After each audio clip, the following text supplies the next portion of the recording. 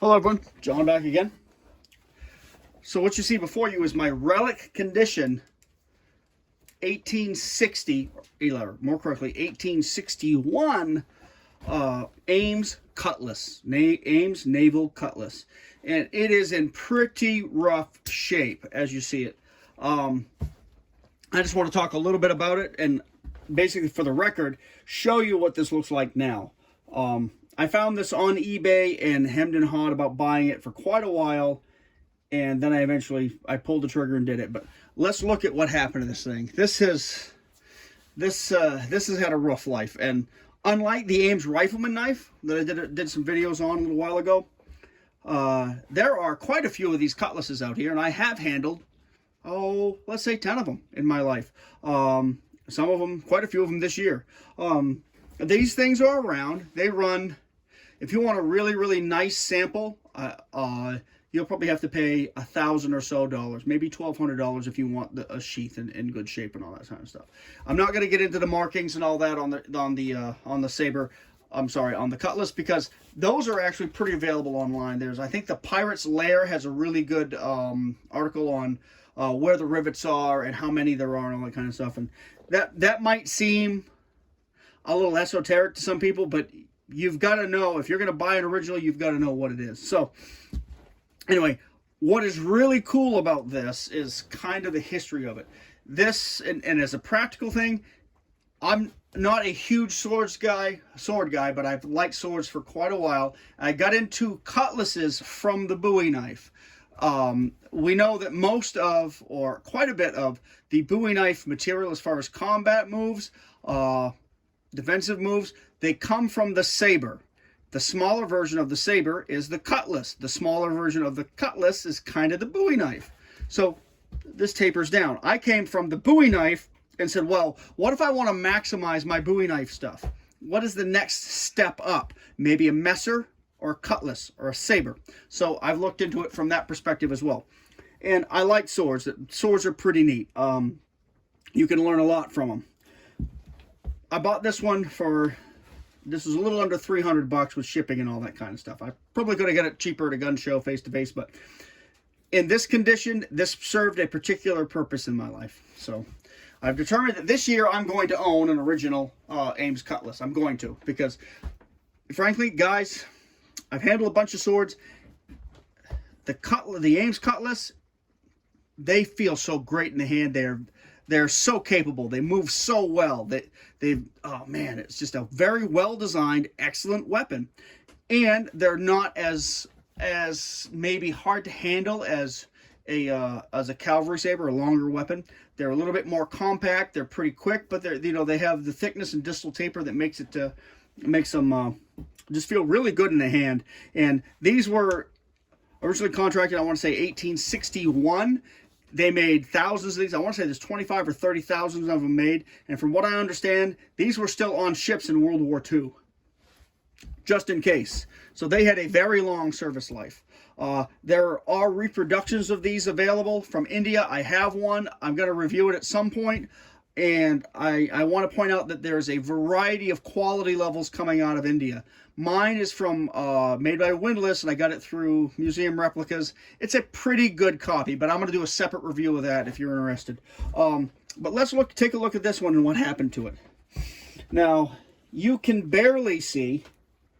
I have to get a loop out, and you can barely read the Ames cartouche over here. There's just been a lot of wear on this sword. You can still see 1862 here. But let's look at what happened. This is supposed to have a large brass bowl guard that covers the hilt. And you can see the rivets from where it was. You can see where the knuckle bow was anchored here in the butt cap. But other than that, it's pretty well gone. And if you look, you can see where somebody didn't do it any favors with a hand grinder, I think. You can see where it was cut here, cut all around here, and cut here. And they got into with the grinding wheel. They destroyed some of the handle. I don't know if this was rotted. I tend to think that what happened was the bowl guard got smashed up against the handle and somebody cut it off. I probably would have tried to make some round some wooden dowels and secure this across two blocks or something like that, and slowly punch that guard back out, or the reform the brass. But that's me. I'd have taken a little bit more time, but somebody hacked at this pretty good with a hand grinder or something like that. You can also look how this was sharpened with a hand grinder, and the blade's a little narrower than it used to be. There's a little bit of a bend at the tip, but the blade is pretty good. The distal taper on these is excellent. These are a little over 5/16 inch thick, have a pretty good distal taper, which makes this makes this, like they say, a fistful of fuck yeah. But my plan for this isn't just to hang it on the wall as a background piece.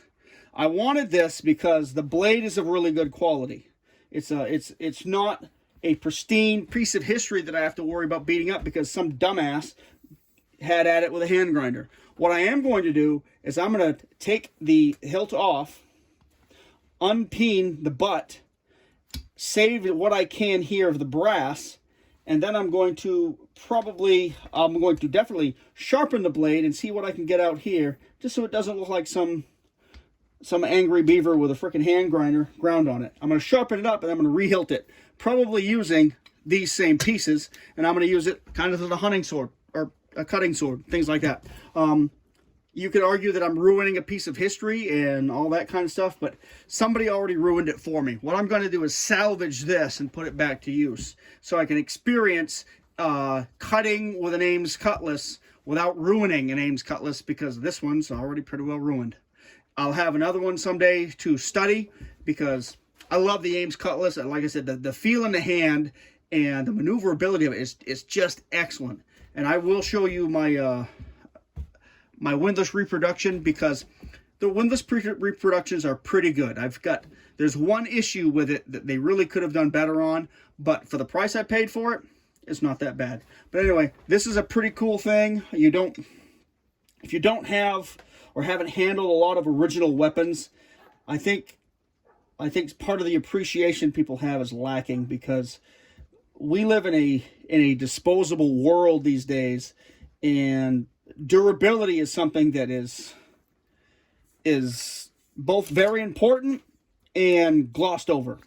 And I'll get into that and some of the things we see with edged weapons and tools these days at another time. But I just wanted to show you this before I started tearing apart. I think I'm going to have to cut this section of the handle, take the handle off, and then work with the butt cap and the peening, and unpeen that butt cap and take it apart. And I think I'm going to do that today because I'm in the mood to. Because again, the 1861 or 62, they're commonly referred to as an 1860, but from what I'm reading, they weren't out until 61 or 62. So, but they're commonly known as the 1860.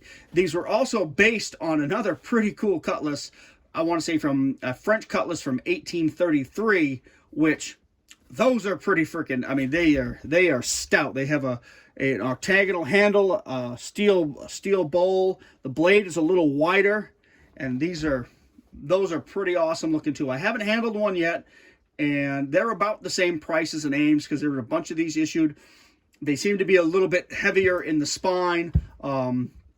The Ames Cutlass, it seems a little bit more nimble, a little bit more finer, you know. But the French Cutlass seems to be like, seems the kind of weapon you're going to go after, you know, cutting people's legs and stuff on. This, you can still do that, but it's not as brutal, I guess. But I won't know until I handle two originals side by side. Maybe that'll happen someday, because I kind of like cutlasses. I think they're really neat, and they're both practical, historical, and kind of nice to have.